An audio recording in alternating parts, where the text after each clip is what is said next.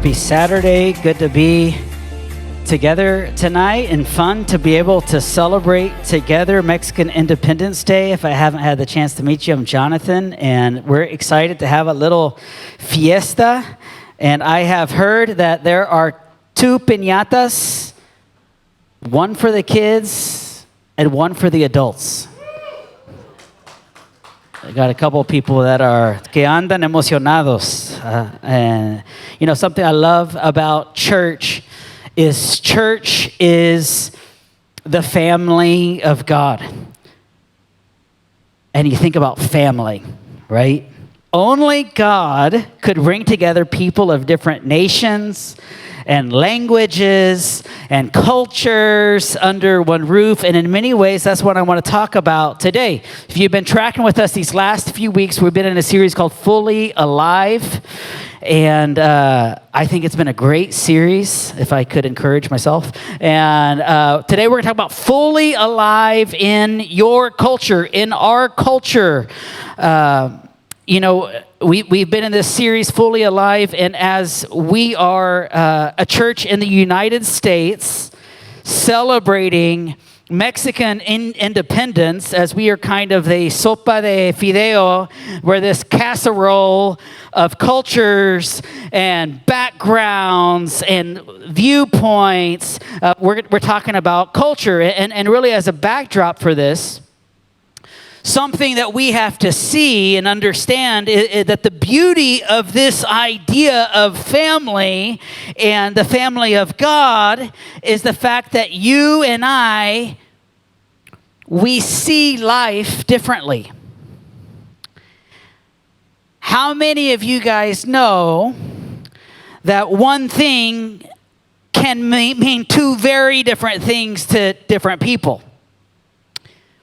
I'll share an example. Makes me think of several years ago, we were living in Tijuana, and we were leading a church we prayed for just now, All People's Tijuana. And one year, a few years ago, I had a great idea. You're already nervous. I had a great idea. That's how my wife gets whenever I tell her I have a great idea. We were taking a crew of about 40 plus people to the southern state in Mexico of Oaxaca. If you've never heard of Oaxaca, you've probably seen it, and you think it's Oaxaca. It's actually Oaxaca. And I had this idea. We were going to be spending most of our time in Oaxaca City, but I had this idea of what if we could take our team of about 40 people into like a village. And if we could have like a whole full-on cultural immersion village experience. It would be epic. It would be unforgettable. And so I actually did like a little scouting trip, and we went to like a Zapoteco village called Cuatecas Altas. We're like out there. And I had this thought of, okay, we take our crew to this village. It will be unforgettable experience. But then I just, you know, you take it and then you take it up a level, right? And so I was like, but not only that, I thought, what if I talked to this pastor of this very small community? It's considered an unreached people. What if I talked to this pastor in this little village? And what if some of his people in his very small community could host our team for a couple of nights in their homes? I'm thinking like otro nivel, right? We're going next level. We're like, I'm thinking, and the awesome, and so I shared this with this pastor on this scouting trip, and he says, great idea. So what I didn't realize, though, is that he and I, although we were talking about the same things, we had 2 very different things in mind. Because this is kind of what you have to also know what my background, my framework was. I'm from a small town in Texas.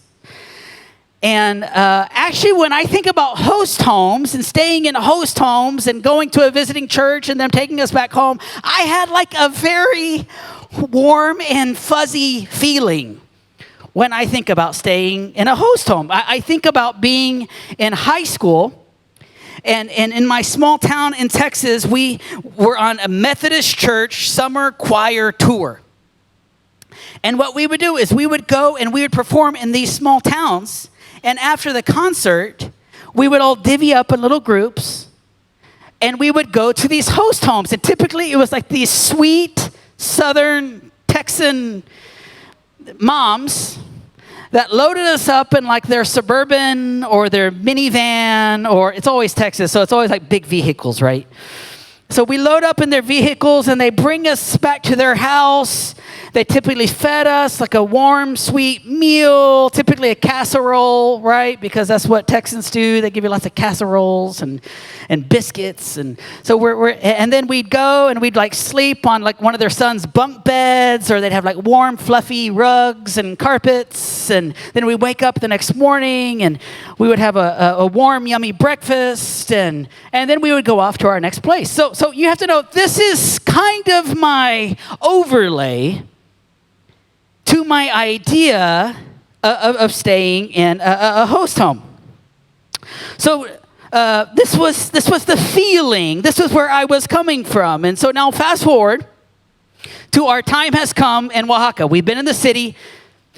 Then we get to the village. And we're having an amazing experience. We're eating under this tree, me and my whole family, and multiple other families. It's starting to get a little dark outside. I haven't exactly nailed it on the administration of some of the finer points of the host home experience. So I go to the pastor and I say, "Oh, pastor, are we still good with the host homes?" And he says, yeah, we're good. And it was a very calm response. He says, "You see Francisca over there?" And I see this young lady, and she's working hard on the dishes. He says, "Well, she's going to take a family." And then he says, "And you see Pedro?" And I see this sleepy man, like standing against a wall, and he has a straw out of his mouth. I was like, he's going to take 2 families, okay? Then he says, and then you see Pancho. He's standing next to his donkey. He's going to take a family. And as I'm looking at the situation, I'm immediately realizing that this is not exactly how I pictured it. Like, this wasn't warm and sweet and fuzzy like my junior high choir tour. There were no minivans. I could tell there were going to be no bunk beds or casseroles or fluffy carpet. And my team from Tijuana, some of these guys are out of their city for the very first time.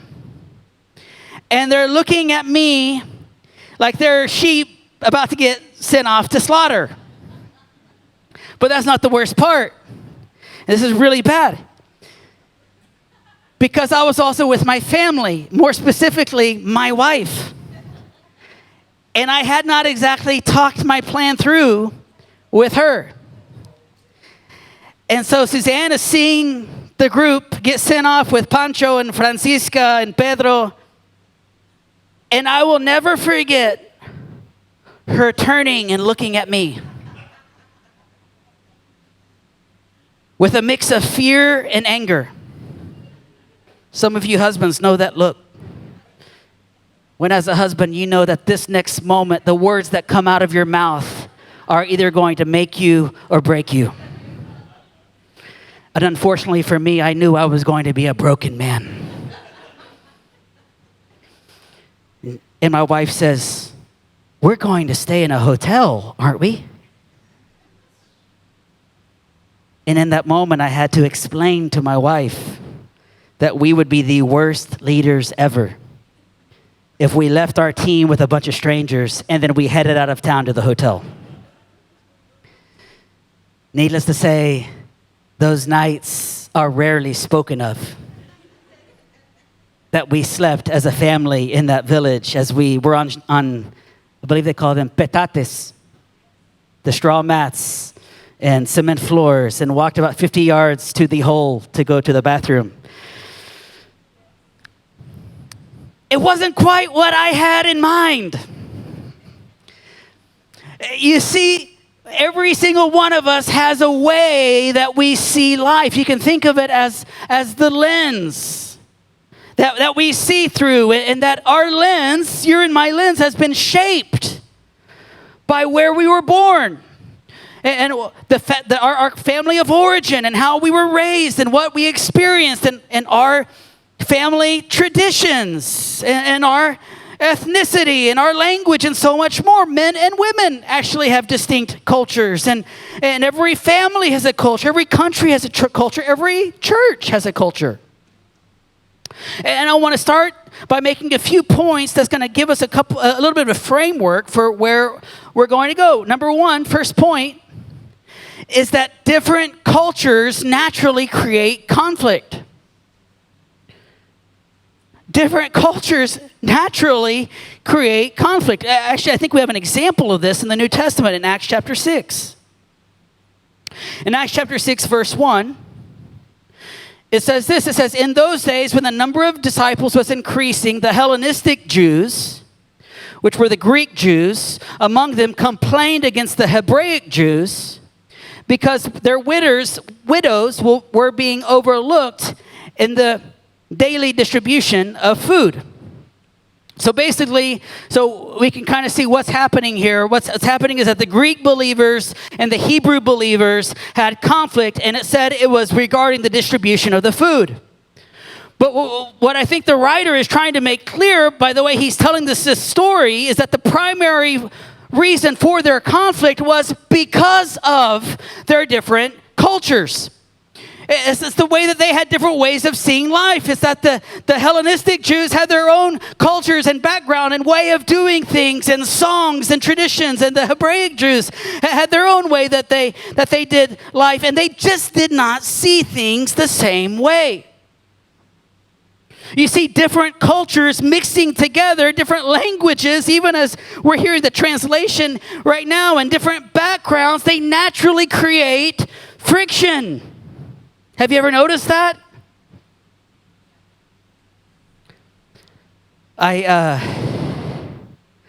We live on the border. I think we live in such a fascinating place. We live on the border of two very different countries.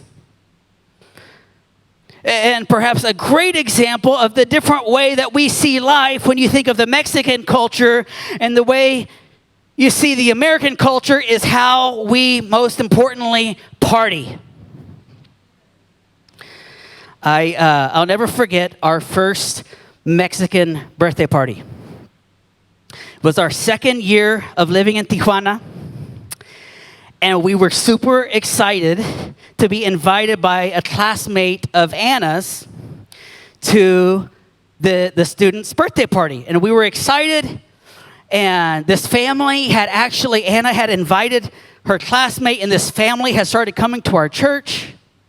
And we were invited to their son's birthday party at Peter Piper Pizza in Playas. Say that 5 times. Peter Piper Pizza in Playas. And I believe the party was starting at 2 p.m. And we knew that Mexican parties tend to start a little later. So we're thinking we're going to show up casually like around 2:30. Like, so they know that we know, right? We're going to kind of roll in, not too early, but not too late, right? Cynthia's already shaking her head at me. So we come in, I'm sure we looked ridiculous. I don't know why, but I'm sure we did. We roll in at 2:30, come into the restaurant, and we start looking for the party. We couldn't find it. And the reason why was because the birthday boy family hadn't even arrived yet. The party is supposed to start at 2. We showed up at 2:30. The family had not come yet, which meant we came way too early and we got put up the setup crew. And by the time the food was served, about 4 hours had gone by. Our kids were losing their minds, and we had to call it. And we were ate and posted up and sat there, and we're like, oh, our kids are losing their minds. We got to get out of here. And then the hostess was sad because we hadn't done the piñata and the pastel, which I didn't realize was like the final ceremonies of the party. You see, our framework for birthday parties was the American 90-minute birthday party, right? The 2 to 3:30 party, where you show up at 2, and if you're late, you're going to miss it, right? Like, because at 3:30, it's over, right? You come 3:35, like you're not going to be anything there. See, our framework for life, in this case, a birthday party, was very different, and so we both left frustrated. I remember as we were planting the church, our first church in All Peoples in San Diego in the 2008, we would go, listen to this, we would go to these church planting meetings. And what they said is they talked about the idea of that when people look for a church, you want to know what they look for? They look for what they called PLUs. They look for people like us. You see, because of the friction that can be caused by different cultures, our natural tendency, yours and my natural tendency, because we tend towards the path of least resistance, is our tendency is to gravitate to people that are just like us. And this is so important because we don't want the church to look the same and have the same kind of people and feel the same and have the same culture and background and socioeconomic background, because the church is called to be a home for all peoples. Actually, somebody name a church that. It's called to be a home for all cultures. Can I just tell you, this is hard? This is hard to do. It's hard being with people that aren't just like you. In Revelation 7, John, the writer of Revelation, has a vision of heaven, and he says in verse 9, "After this I looked, and there before me was a great multitude that no one could count, from every nation and tribe and people and language, standing before the throne and before the Lamb, and they were wearing white robes and were holding palm branches in their hands. And then they cried out in a loud voice, 'Salvation belongs to our God who sits on the throne and to the Lamb.'" And I just want you to visualize this for a second.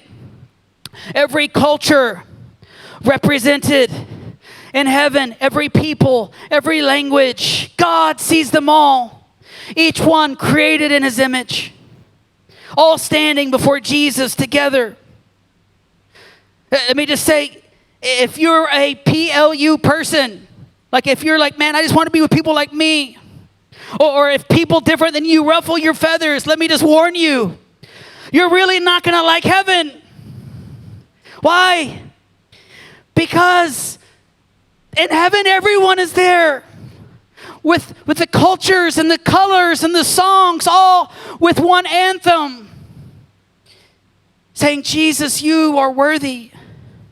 It's one of the reasons we're called all peoples. It's one of the reasons why we want to have a multicultural and multi-generational and diverse family. This is why we want to contend for unity, because this is what it's going to be like in heaven. We don't realize what a gift it is that we live where we do. What a gift it is that we live on this border of life and culture and language and beauty. Can I just tell you, it's a gift that we live where we do. This is coming from a guy that grew up in small town Texas with a few Mexican families, a majority white, and like one black family and one Vietnamese family. Like, what a gift. This melting pot of language and cultures. What a gift that we can learn from each other and share experiences together like we're sharing today, that we're in the U.S. celebrating Mexican independence. It's amazing. You see, the good thing about friction is that we allow some of the good things to rub off on us, right? that we realize that we don't live in the center of the universe, that we don't have the corner on what's right or what's normal. Jesus, next point I want to share, Jesus showed us the key to relating to all cultures. We see it in the way that he lived. I want to look at one of my favorite passages in Scripture, Philippians 2. Philippians 2, verse 1 says this. Verse 1. Therefore, if you have any encouragement from being united with Christ, any comfort from his love, thank you, any common sharing in the Spirit, if any tenderness and compassion, then make my joy complete by being like-minded, having the same love, being one in spirit and of one mind. Okay, stay right here real quick. Paul's kind of telling us what it looks like for me and you to be a Christian, right? He's saying, if you're a Christian, then that means you are united with Christ. It means that you are loved. It means that you have the Holy Spirit. And as I read this, I almost see Paul pleading with them. And he's like, guys, if you're encouraged that you're saved and that you're set free, if you're encouraged that your name's written in the book of life, that you have healing and wholeness, if you call yourself a Christian, then be like-minded. Like, it's like he's saying, he's saying you got to make a choice. It's a choice to be like-minded. The first thing I see is that unity is a choice. Like, it's not just a special feeling, or it's not like, si me caes bien, or like everything's good, or we see things eye to eye, then we're cool. If you come to be on, no, like, as a follower of Jesus, I have to make a choice of if I am going to walk together with you. You know, if we're going to be a people of unity that walk together from different cultures and backgrounds, and knowing that we see life differently, you know what we got to do? We got to learn to let a lot of things go. We often get unity confused with agreement. Can I just tell you, unity and agreement are very different things. We often think, well, if we're going to walk together, then we have to see eye to eye. But can I just tell you, that is not how we're called to live. In Acts chapter 2, it says about the early church in verses 42 through 47, it says that they had everything in common. Well, I don't think they all had the same food preferences, and they all liked the same movies, and they all, like shopping in the same place. No, I don't think that's what they're talking about. But when it says they had everything in common in Acts 2, and it says to be like-minded here, I think what it's saying is that we got to learn to major on the majors. It means they pick their battles. Now, of course, do we fight for purity? Do we fight for healthy Christian doctrine? Of course. But we have to learn to give tons of grace to people on their journey to Jesus. Now, Paul's told us what the goal is. Being different people from different places, but being one. He gives us a picture of what it looks like to be a Christian. But now he tells us about the kingdom culture that you and I have to own if we're going to see it as a reality. Let's go to verse 3. He says, do nothing out of selfish ambition or vain conceit. Rather, in humility, value others above yourselves.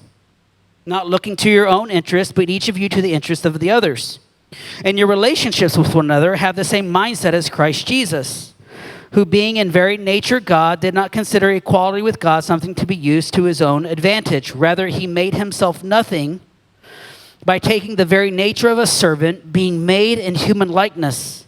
And being found in appearance as a man, he humbled himself by becoming obedient to death, even death on a cross. So Paul's continuing, and then he's saying, if I could summarize, hey, if you're going to do this, it can't be about you.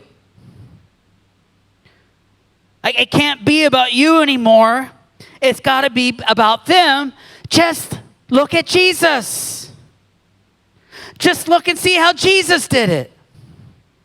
And he gives us the most staggering example of the man, Christ Jesus.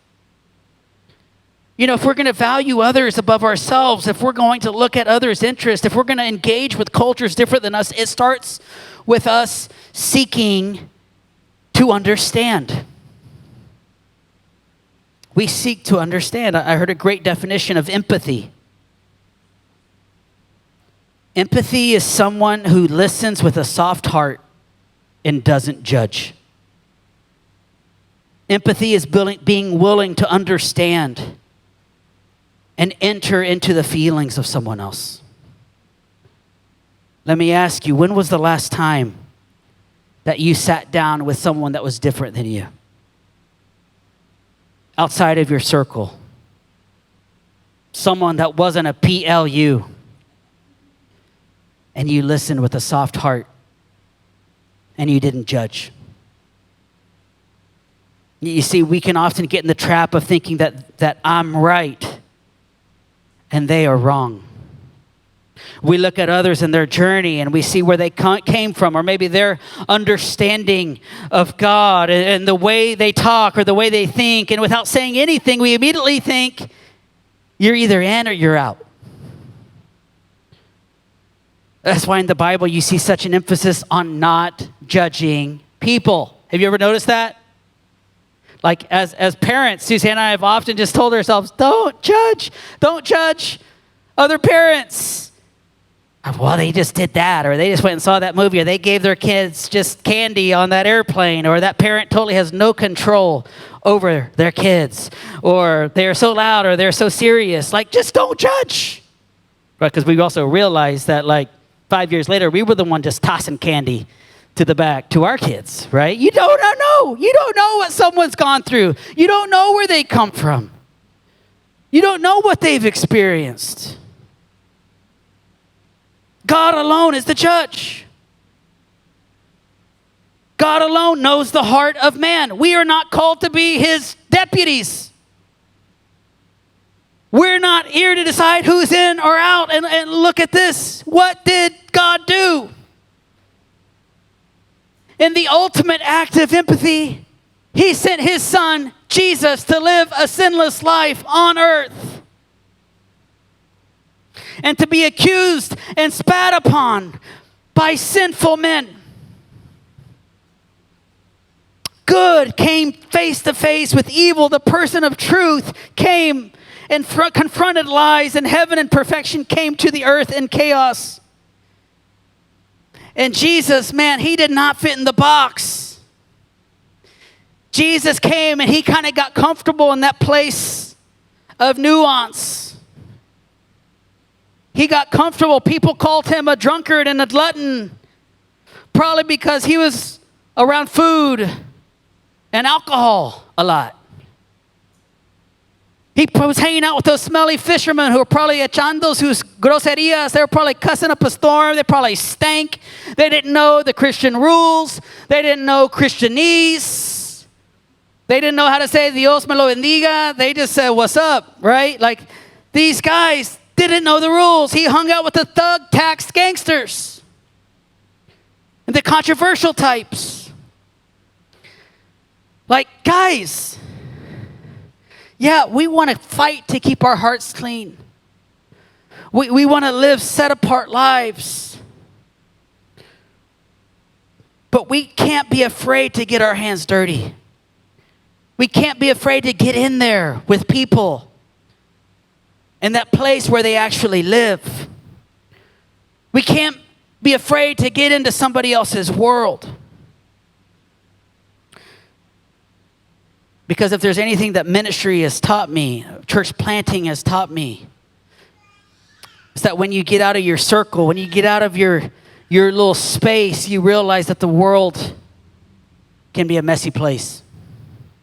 And not everything and everyone fits in the box pretty and perfect like we want it to. I think of our time in Mexico, and can I just tell you, it was like mind constantly being blown all the time. My box was getting blown up all the time as we had people coming into our school of transformation that were coming out of prostitution. We had people that had experienced incredible abuse. We had people that were perpetrators of abuse, as we had drug dealers and drug addicts. I remember literally turning around at lunch with somebody, and I just turned around and I said, am I safe here, being here with you? Like, and I'm a kid from small town Texas. I'm like, how did I end up here? I think of one guy that was within 30 minutes from killing somebody before he encountered Jesus. The night he encountered Jesus, he was literally at his place in Rosarito. He was shining bullets as he was putting them in a gun. He was about to go avenge the death of his uncle. And right at that moment, another guy from our church that was just fired up for Jesus, and he had just experienced his own salvation moment with the Lord. He rolls up to his place, just so happens. And at that time, he says, hey, bro, come on, I'm going to take you to eat.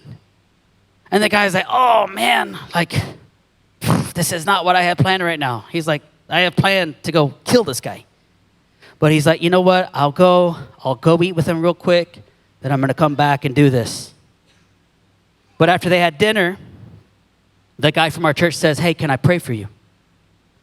The guy's like, okay, just do your prayer.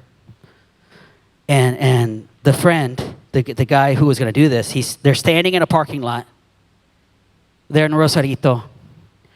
The guy from our church starts praying for him, and he says he just starts feeling the presence and power of God. He didn't even have words for this. Next thing he knows, he has fallen face forward in the parking lot in Rosarito. And a week later, he was helping us host mission trip teams at our church and passing out the bulletins on Sunday. And he came into our school of transformation and graduated, one of the most gifted evangelists I've ever seen, because he met Jesus. Because someone was willing to enter into his world and to his space. Because there was a family that was willing to open their arms to somebody that didn't quite fit the mold. Church, we have to have the maturity to not have everything fit perfect and tidy in our paradigm or in our view of the world. Because if you and I aren't able to enter into someone else's story, if we can't meet them where they are, how are they going to encounter Jesus? But through your empathy and compassion, through you incarnating the person of Jesus in their place and in their time of need. And maybe you think, well, if I sit down and listen to someone that's in a sinful lifestyle, maybe they're going to think that I'm condoning their actions. And I actually love this quote that I heard one time, that kindness does not make you complicit. You being kind to someone else does not make it automatically that you agree with them. And let's be honest, being judgy and mean-spirited isn't working. But are you willing to sit in that space with someone else of listening, of kindness? I just want to skip ahead real quick. I just want to say, how do we take our first step? I'm going to give us three quick steps. Number one, we embrace empathy. We just talked about this. We embrace empathy. Jesus was the amazing example of this. I want to encourage you to step into that space of getting to know someone else's world, of asking questions. Maybe it's someone in the church, maybe it's a neighbor. And let me just give you a key. It means talking less and listening more. I actually, in my own person, in my own life, I've realized, I found myself where I'm like, I've challenged myself in conversation with someone else to ask questions and be okay with not having the answer. Actually, I realize therapists, they get paid to ask questions, right? It's not to have answers, but it's to ask questions. And I believe that's how we take a first step. We say, what's your name? Tell me your story. Start there. How has that shaped you? What has been a defining God moment in your life? What is the biggest thing on your radar right now? When you're not working, what do you enjoy doing? Just use a few of those questions. You'll be able to enter right in to someone's world. Number 2, relax. Look at the person next to you. Tell them relax. Relax. Why? Because relationships take time. We often are so consumed by our calendars and commitments, and we take life so seriously with our schedules. And I got to be there, and I got to be there, and if I don't do this, then this is going to happen. And it's like we're just like holding up our world the very best we can. But the truth is that it takes time to get into someone else's world. This affects so much of what we do, how we approach our life, how we interact with each other. I mean, I learned this so much in my time in Mexico. It's affected the way that I communicate now. In Mexico, right, you guys have experienced this when you're texting somebody, right? You got to climb the mountain of what you're trying to communicate to someone else, right? You start with the buenos dias, send. Dios te bendiga, send.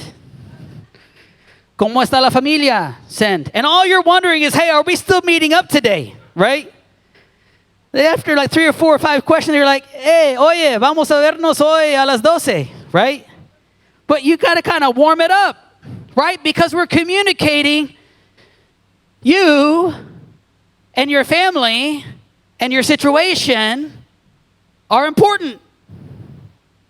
And I realized I got kind of spoiled because then my gringo friends are texting me and they're just like, hey, where you at? And I'm like, well, hello to you too. I haven't talked to you in a few days. How are you and your family? And what do you think about the weather? You haven't even mentioned any of those things, right? But actually, I realize, and actually now when a lot of my friends, my American friends text me, they're like, good morning. I'm like, hello, good morning. Now say what would you like to say.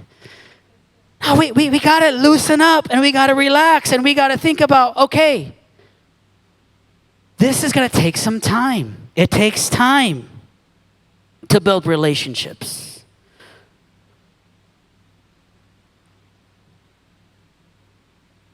And the last point I'll share is this. This is how we're going to end. Have the courage to encourage. I think encouragement actually may be one of the most important functions of the church. Because what I know is that every person here needs hope. Every person here needs to know that God is real and alive and that he wants to make himself real in our circumstances, in our world, in our time that we're in. When you encourage someone else, I was telling my kids this the other week, and I was like, oh, that's a good quote. When you encourage someone else, you put courage in them. Encourage. They're like, yeah, that's why it says encourage. No, but you put courage in somebody. And here's the other thing I know, is you have to have courage to encourage someone else. Because what I know is that there's all kinds of things that go through your mind. You're like, man, they're really cool, or they're awesome, or I like their shirt, or, they do a really good job of making people feel good.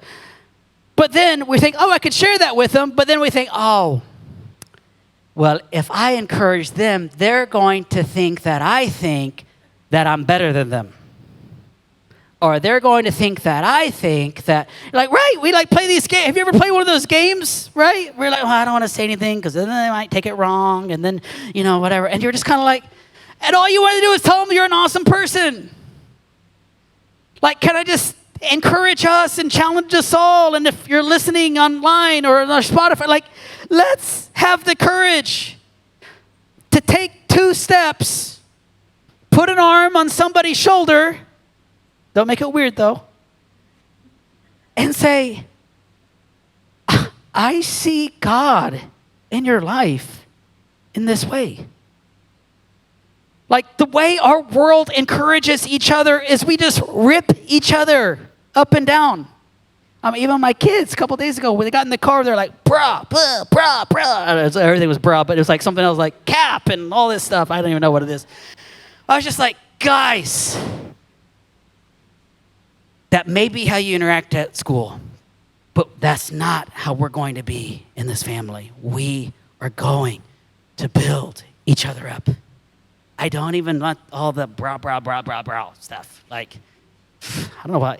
They even call the girls bros. And I said, no, I don't want that either.